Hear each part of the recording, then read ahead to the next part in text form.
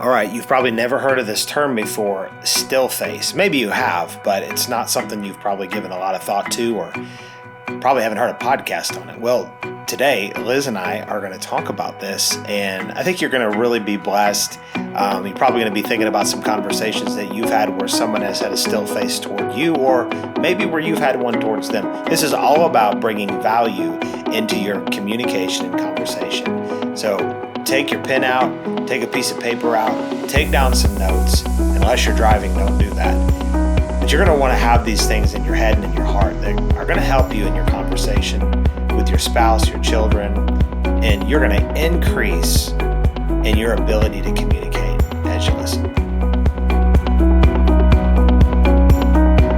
Okay, this is something that is new. This is a new concept to us. It's something that we've done before. I probably have been more guilty than you. But it's been phrased in a way that made a little bit more sense to us. Yeah. And we call it the still face. Not the stale face. I was calling it the stale face, but it's the still face. And basically what this is it's really body language or the lack of body language. Right. Particularly in your face when you're having communication. And we've learned this to be true. I heard this years ago, and we know this to be true, that most communication is nonverbal. That's right. And a lot of the nonverbal communication that you have with your face. And it's so true. It really is. Have you ever been talking to somebody and you're like, the looks on their face? Oh, yeah, pretty much every Sunday, but yeah. And the looks on their face, you're like, I don't know if you're agreeing or if that's painful or what's happening with you because of your face. And then this is something that I have to say because we're, on camera all the time. It's like when I'm not talking, but I'm listening, but I'm looking at the camera, what does my face look like? Does it look like I'm in pain? Does it look like, it's just paying attention to what your expressions are, because it matters to people, because when you, depending upon how you're looking or not looking, can either add value to them or take value. It can make them want to have more conversation with you, or it can make them want to run away from you. Mm-hmm. Yeah.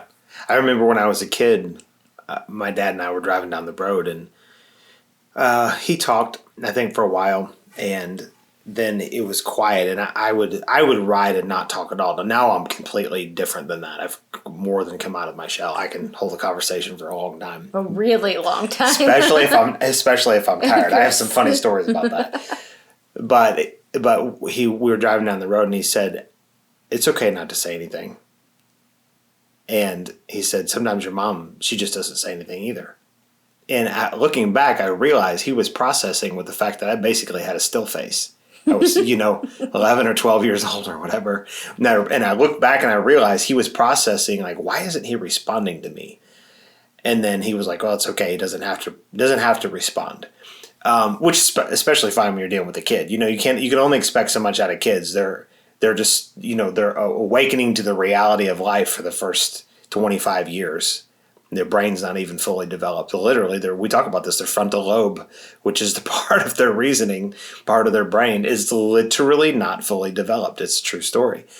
So, there's lots of grace for people. But when you come into a marriage, it's also important with your kids. It's important in every relationship, but especially with marriage. You have to learn to have a right expression, because like what you said is, it makes them feel valued. Right. And so there's a way of leaning into people that says to them that you care about them. That you're here, that you're present, that you're aware, that you're ready, that you're engaged, that you value what it is that they're going to say, whether it's hard or not, even through the whole process.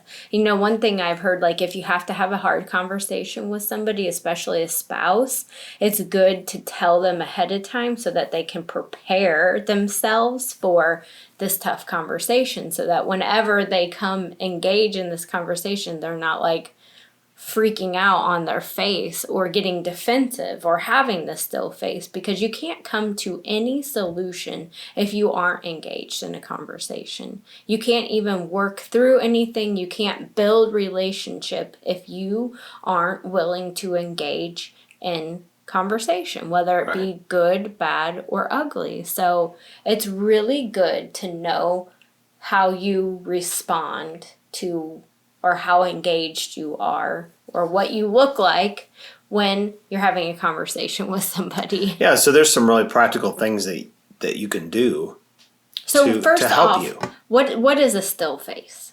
Because we're talking about the still face. I think that, they generally get the picture you're giving me. If you were here, I was at first, you know what? It's so good. I literally started to lean back because I'm like, I don't know what's happening here. Because there's no video to this, it's only audio. She said, what is a still face? I immediately went into still face and I gave 0 movement, 0 expression. I tried to blink as little as possible. I didn't frown or smile.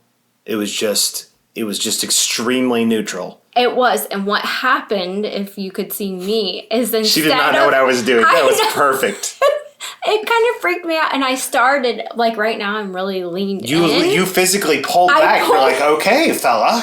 You don't want to talk? Yeah. I did. I pulled back. And so that is the power of a still face. Yeah. And it made me, I was going to stop conversation. We're recording a podcast.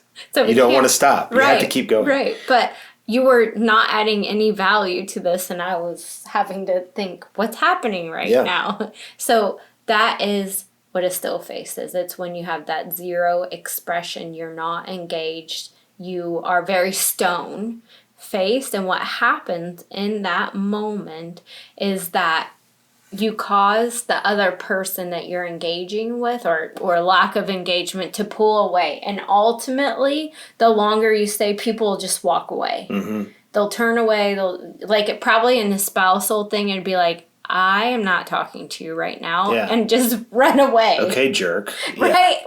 You start developing these things, and then you get defensive and like, I'm just trying to talk to you, and why aren't you listening to me? And we can't do, and you. So the truth is that men do this more than women. Now, women can do it too, and you've had some instances probably where you've done this, but I've definitely done this. So men can do this not necessarily because they're indifferent or they're upset about what their wife is saying, but it's just because sometimes it's like the lights are on but nobody's home. Right. That's sometimes what it is, because men, especially if they've come home and they just want to chill at home and their wife's asking them 400 questions. Which is what we do. Which is what they do. We like details. So then, just very practically, you have to learn to have your still face on your drive home, and then lighten up and be ready to go when you get home, or however you need to do it. But you have to have good nonverbal communication. Yeah. You also need to have verbal communication, men, other than like that doesn't work. That's fine for when you're falling asleep at night. Can I go spend $5,000 and I'm going to buy me some nice things? Yeah. Yeah, right. She might ask you a question you don't want to give a yes answer. You said yes or nothing at all, so I just did it. So there's ways that you can avoid having, a still face. It really comes mostly from being intentional. It is somewhat verbal, but it's finding a way with your face, with your body language, and with responding in communication that shows that person, it's not necessarily agreement, right, but it's that I care that you're communicating with me right now. Yeah. And so we've talked about this before, that men tend to be more like shoulder to shoulder, whereas women tend to be more face to face. And so sometimes for men, this is a little bit more difficult, but it's good for when you're having a conversation to say, like right now, we're 3 foot from each other. And we're looking at, face to face, eye to eye, and we're having communication, which is why the still face happened so fast. Yes. I only had a still face for 5 seconds, and you're like, whoa. And you didn't realize that I was displaying a still face.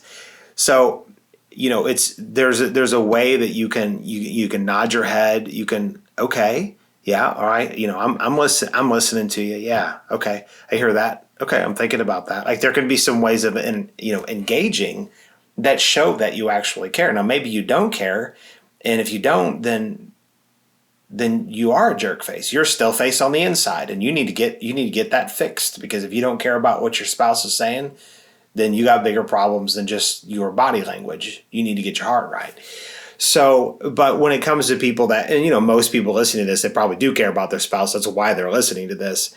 Then you need to just pay attention to your body language. And you could say, well, they need to grow up and it really doesn't matter. Listen, this is about a human experience. It is. We're humans. I don't care how spiritual you are.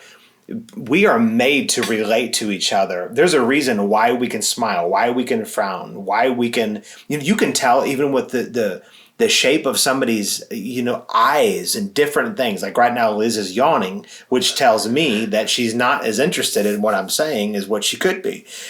So there's just things that we can do, and God made us to respond to people in ways that show that we care about them. Again, it's not always approval of what they're saying, but it's approval of them and the fact that you value them and want to hear what it is that they're saying. And that's the basis of communication. Right. So this whole still face thing. So we've done this thing called connection codes. We're still doing it, and the very first lesson basically was on this still face. Yeah. And what they did was they did so this is an embedded human nature thing.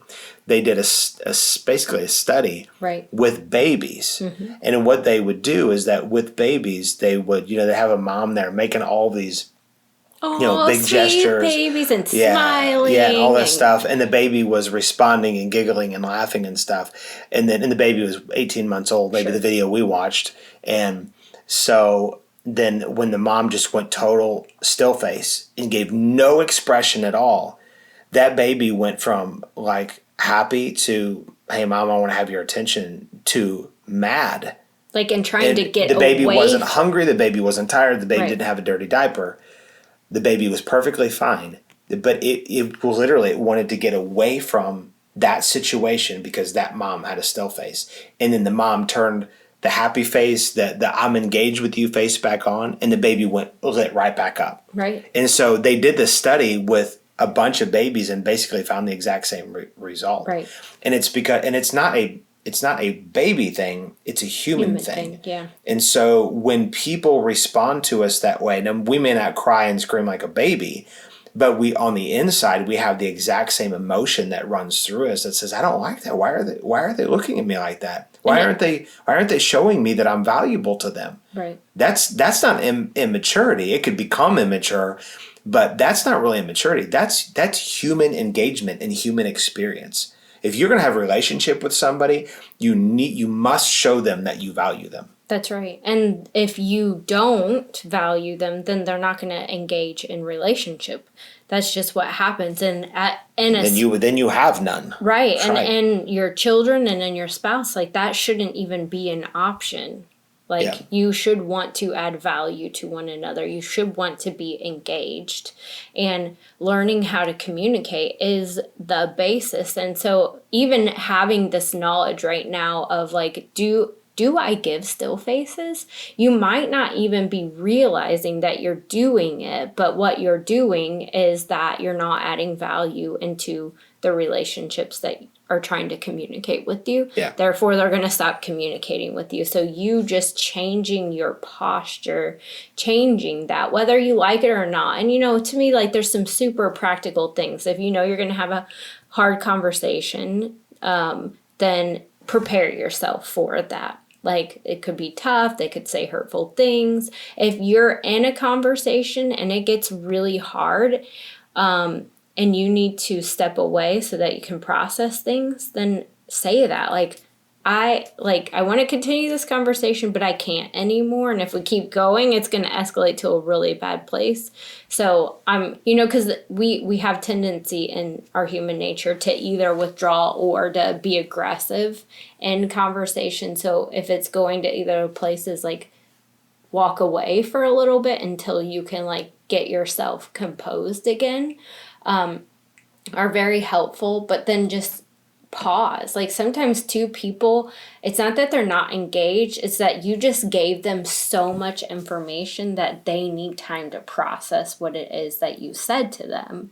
And so then, this is why I love, even in conversation, you say a little bit and then allow them to be able to say back, what did I just say to you? Did you understand? How did you perceive that? Because a lot of times what we say to somebody isn't what they perceived that we say, and then things get misconstrued and ununderstood, and then there's different realities that people are coming from, therefore then that breaks connection. And so this is just a super practical, like, can we even engage in conversation? Right. Am I even adding value and to so somebody? Another way you could say this is just to wrap this up is that you're leaning in. Yeah. You're leaning in conversation, and that can actually and literally be a leaning in.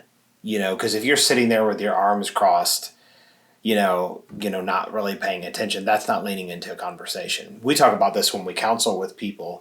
I'm not saying we do this always and perfect. It depends on the situation, but especially if it's somebody brand new that doesn't know us, we have intentional things where we'll sit there and, we don't cross our arms and legs, but we'll sit there with our body with an open posture, because subconsciously it speaks to that person that you're engaged with what I'm saying right now. Mm-hmm. So body language is huge. And so anything we can do with our face, with our physical body, and how we're seated, getting rid of your cell phone from the table if you're sitting at a table, it says to that person, I care about you. Because the truth is that you do care about that person. Right.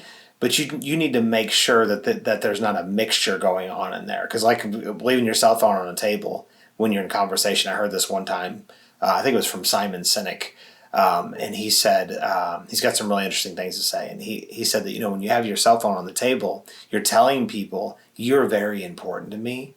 Mm-hmm. Unless somebody else calls, then I'm going to pick that up because they're actually more important. And even if nobody calls, it's a subconscious thing that's happening with that person. Like, I've got your attention unless that thing rings. Right. And so putting your phone away, just all the things that you can do to lean in.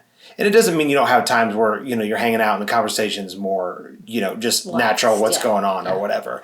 But when someone's trying to communicate something important to you, if you love that person, you need to push everything else aside and say, I'm here and I'm listening.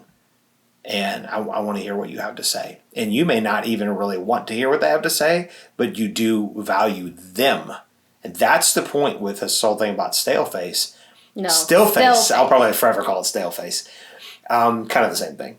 But it's about moving things out that could potentially speak to them feeling devalued by how you have your entire body postured. Right. It's getting rid of all of those. It's not about whether you like what they're saying or not. It's about the fact that you like them. And so just learning to lean in and getting rid of this still face will go a long ways in conversation. Thank you for listening in on this conversation. Make sure you subscribe to this podcast, give us a 5-star rating, and write a review.